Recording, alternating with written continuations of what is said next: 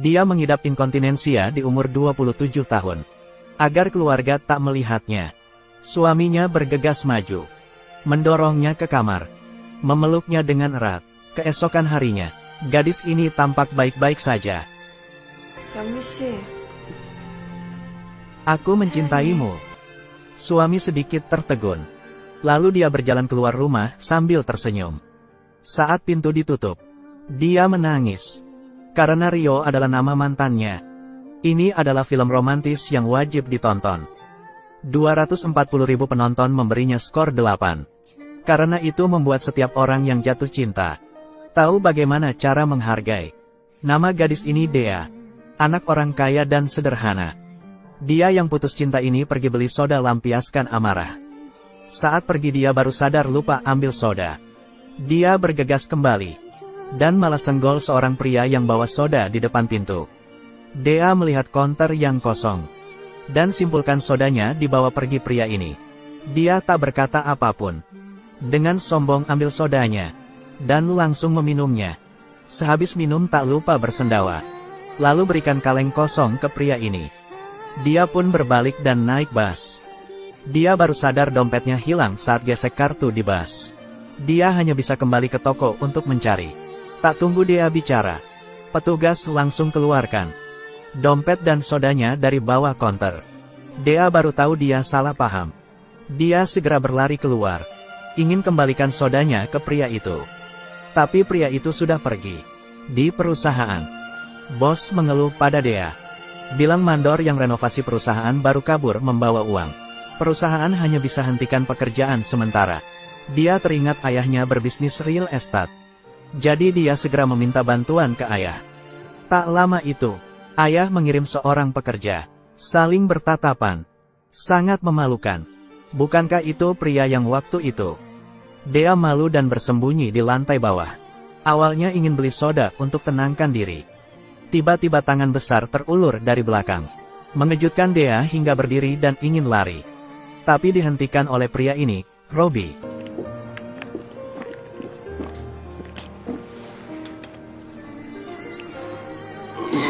Inikah rasanya ditahan oleh pria? Itu membuat jantung kecilnya berdetak tanpa henti. Perjalanan pulang kerja, teringat tentang hal barusan. Dea tak berhenti cekikikan. Dalam sekejap, tasnya dirampas oleh pencuri yang ngebut. Belum sempat minta bantuan. Pose yang begitu rapi dan tampan. Dea pun tercengang. Melihat hari sudah larut. Robbie yang selalu susah diatur. Memukul kaca depan yang rusak. Mengantar Dea pulang dengan mobil convertible. Tak memakai sabuk. Robbie meminta Dea memegang sekop. Stabilkan tubuh. Sipitkan mata. Robbie langsung lempar helm las ke Dea. Pertemuan aneh ini memberinya perasaan segar yang belum pernah dirasakannya. Membuat hati Dea berdebar-debar. Sejak saat itu, setiap hari dia dandan dengan sepenuh hati. Pergi ke tempat kerja Robbie. Hanya demi melihatnya dari jauh. Agar percakapan berhasil. Dea bahkan bawa sahabatnya sebagai penyamaran. Pura-pura melewati tempat bebek. Kami kebetulan lewat. Tadi sangka bertemu denganmu, mau minum bersama. Robbie tersenyum dan setuju. Lalu tuangkan segelas penuh soju untuk Dea. Kamu minum ini dan kita akan bersama. Jika aku tidak minum, kita selamanya adalah orang asing. Dea ambil gelas itu dan meminumnya. Saat aku mencintaimu, kebetulan kamu juga mencintaiku. Itu mungkin hal terbaik dalam hidup. Robbie yang jatuh cinta ini mengubah citra ceroboh masa lalunya. Cukur jenggot, pakai parfum. Meski pekerjaan sehari-hari sangat melelahkan, dia masih bisa jemput Dea pulang kerja. Mereka main tenis bersama, jalan-jalan bersama, ribut dan tertawa bersama. Demi memberi Dea masa depan yang indah, Robbie mulai belajar siang dan malam untuk persiapkan sertifikat arsitek. Dan Dea secara pribadi membantu Robbie membuat jas yang keren. Matahari terbenam. Udara dipenuhi dengan manisnya dua orang yang sedang jatuh cinta. Setelah beberapa waktu, Dea punya ide untuk menikah. Diskusi pernikahan dengan Robbie. Tapi ditolak mentah-mentah. Karena Robbie tahu, Sekarang dia miskin, tak mampu berikan masa depan cerah pada gadis tercintanya. Hanya bisa terus terang. Bisakah kamu sadar? Kamu seorang putri dan aku seorang pengemis. Tapi Dea tidak peduli dengan perbedaan keduanya. Dia percaya cinta atasi semua kesulitan. Jadi tanpa beritahu Robbie, dia atur sebuah pertemuan. Mendengar dia panggil ayah, Robbie berbalik dan melihat. Dia tercengang. Ayah Dea adalah bosnya sendiri. Saat Dea pergi ke toilet, ayah sangat kesal dan menanyai Robbie. Mana orang tuamu? Apa Dea? Tak beritahu kamu. Apa kamu? Punya keluarga. Jika kamu tak keberatan, aku pergi dulu. Kamu dipecat. Mungkin ayah dari seluruh dunia tak ingin laki-laki miskin menjadi menantunya. Saat ini ada panggilan di luar bahwa ada yang pingsan. Robbie segera lari keluar dan melihat Dea pingsan di tengah hujan. Dia segera gendong Dea dan lari ke rumah sakit. Ayah Dea melihat itu. Anak ini bahkan lebih panik daripada dirinya. Mendengar kata dokter, putrinya pingsan karena stres yang berlebihan. Saat melihat putrinya yang sadar, ekstasi dan cinta saat melihat Robbie.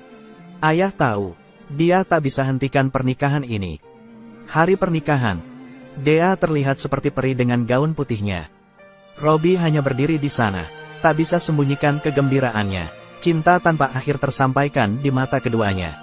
Setelah menikah, demi beri kehidupan baik untuk istrinya, Robbie mulai bekerja keras. Akhirnya dengan keterampilan profesionalnya, dia tak hanya peroleh sertifikat arsitek. Dia juga berhasil menangkan proyek besar. Di samping itu dia punya keinginan, yaitu membangun rumah untuk Dea sendiri. Saat ini Robbie menabung cukup banyak uang siap untuk mulai bekerja. Tapi seperti yang ditakdirkan, bertahun-tahun tak bertemu ibunya yang penjudi ini. Tiba-tiba datang dan minta duit. Robbie menyuruhnya pergi sejauh mungkin. Ternyata dia ditelantarkan ibunya sejak dia kecil. Kakek tetanggalah yang mengadopsinya. Jadi dia tumbuh dengan gigi dalam hinaan dan omelan sejak kecil. Jika bukan karena bertemu Dea, dia masih hidup dalam cangkang tertutup. Untuk memahami suasana hati ibu dan anak, Dea bujuk Robbie. Lunasi utang ibu dengan uang bangun rumah. Tapi Robbie seperti orang gila. Dan memukul gelas kaca. Pecahan itu melukai tangannya. Tapi tidak 1/10 juta dari sakit hati yang ditimbulkan. Jangan nangis lagi. Tahu mengapa aku tak nangis? Aku tumpahkan semua air mataku malam itu. Dia meninggalkanku, dan buang aku ke orang tua itu. Aku menangis sepanjang malam. Dia tak bisa dapatkan 1 sen pun dariku. Dea berjalan ke Robbie dengan sakit hati. Usap darah tangannya dengan lembut gunakan bajunya. Dan menasehatinya, jika kamu memiliki lebih banyak kebencian di hati, maka semakin dikit ruang tersisa untuk cinta kita. Setelah itu Dea dengan lembut memeluk Robbie. Mendengar perkataan Dea, hati keras Robbie perlahan lunak. Dia putuskan untuk lepaskan masa lalu. Mulai masa depan indah dengan Dea. Keesokannya, Robbie mencari debt collector.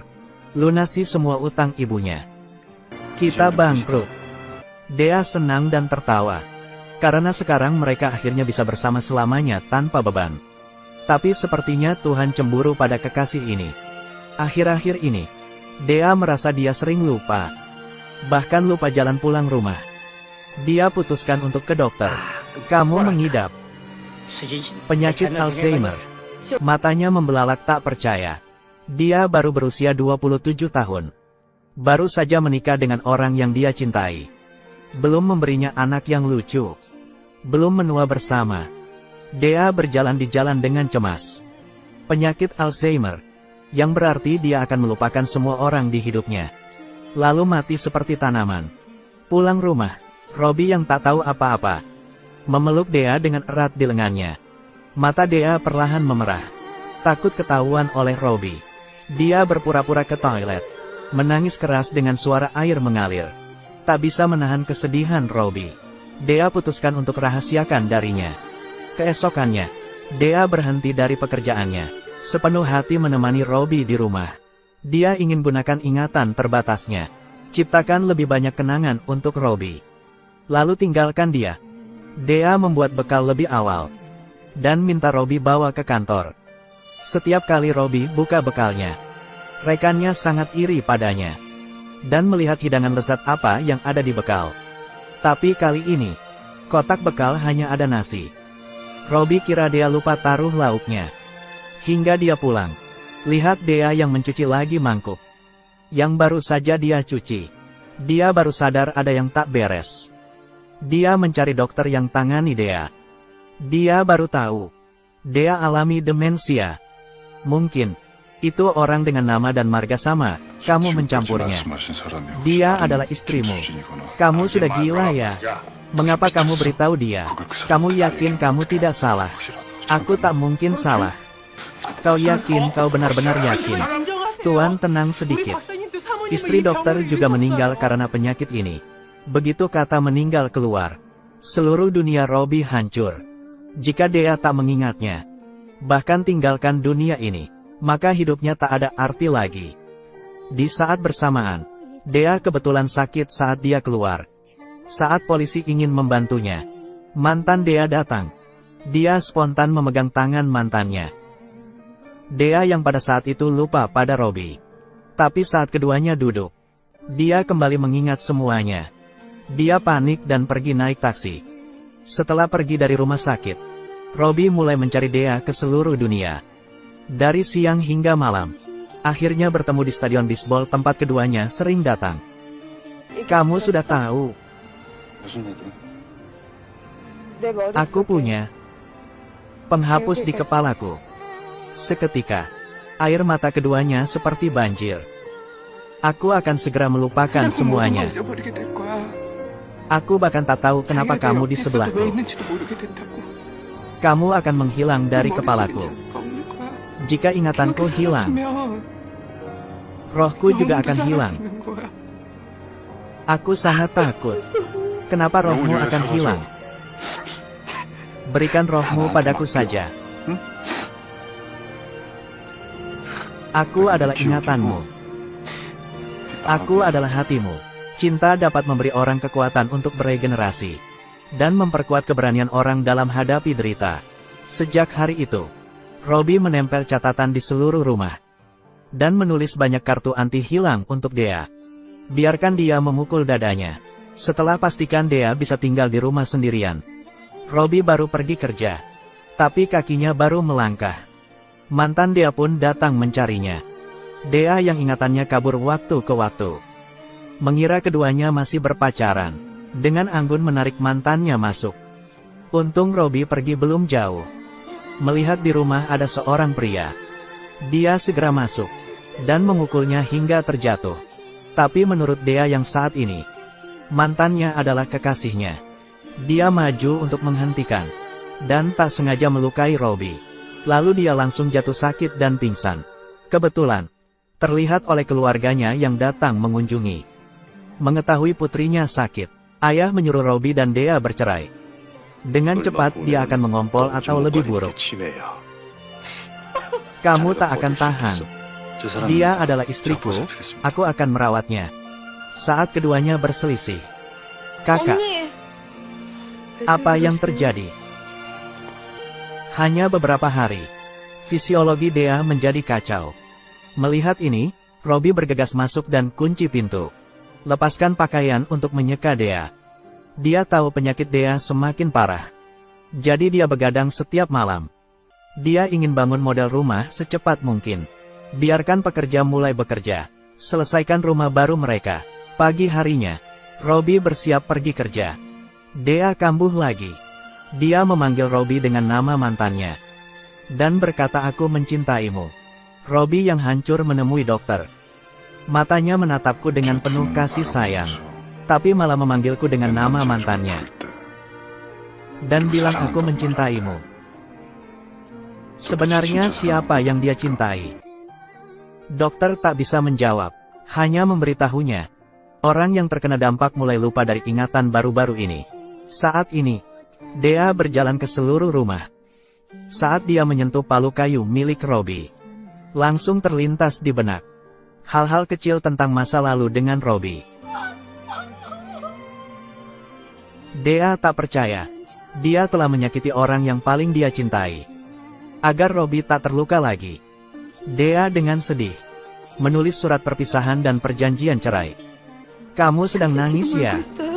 Aku tak ingin melihatmu menangis. Aku ingin kamu lebih bahagia. Tapi yang aku perbuat membuatmu sedih. Aku, Dea, hanya mencintaimu. Aku mencintaimu. Beribu kata aku mencintaimu. Juga tak bisa jelaskan cinta Dea pada Robbie. Membaca surat yang ditinggalkan Dea, Robbie sangat sakit hati hingga tak bisa bernapas. Saat ini, dia sangat benci dirinya. Mengapa mempertanyakan cinta Dea? Robbie merobek perjanjian cerai itu. Berhenti kerja. Mulai cari Dea di seluruh dunia. Akhirnya suatu hari, Robbie menemukan kotak surat di pintu. Ada surat Dea dari panti jompo. Dia melaju cepat ke sana. Sampai di tujuan, dia ambil parfum pertama mereka saat kencan. Tuang di tangan dan aplikasikan ke wajah. Mencoba bangkitkan ingatan Dea dengan aroma kuat. Dia sobek semua foto kecuali yang ini. Dia dengan lembut buka tirai. Setelah beberapa hari, dia akhirnya kembali bertemu kekasihnya. Dea ingin berdiri dan tak sengaja menjatuhkan album. Robbie segera membantunya mengambilnya. Melihat gambar mukanya sendiri, dia mengira Dea masih mengingatnya. Tapi kenyataan memukulnya keras. Kamu masih ingat denganku tidak? Kita pernah bertemu ya? Sangat senang kenal denganmu. Aku bernama Robbie. Tak masalah bahkan jika kamu melupakanku.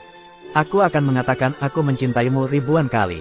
Saat makan, Dea tiba-tiba mencium aroma parfum yang tak asing. Baunya seperti pernah tercium di mimpi. Tak bisa mengingatnya. Melihat Dea yang berpikir keras, Robbie tak bisa menahan air mata sakit hatinya. Mengapa kamu menangis? Robbie buru-buru memakai kacamata hitam dan menahan air matanya. Dia bawa Dea ke toko tempat keduanya bertemu pertama kali. Robbie ambil soda dan berdiri depan pintu. Lihat pemandangan di depan. Dea merasa sangat tak asing. Dan lihat ke dalam toko lagi. Melihat setiap wajah staf. Apakah ini surga? Kepala putih bukanlah pengganti salju. Ini sudah menjadi takdir keduanya. Jalan kembali ke cinta. Mobil konvertibel berpacu di jalan gunung yang berkelok-kelok. Berlayar menuju ke kejauhan tanpa kepastian. Angin musim semi menari di rambut panjang sang kekasih. Matahari hangat dengan lembut mencium wajah bahagia itu. Aku mencintaimu.